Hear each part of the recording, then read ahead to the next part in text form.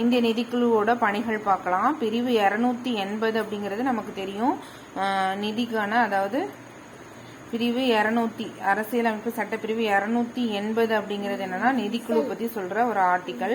அதுல 280ல 3 வந்து நிதிக்குழுவின் பணிகள் பத்தி குறிப்பிடுகிறது.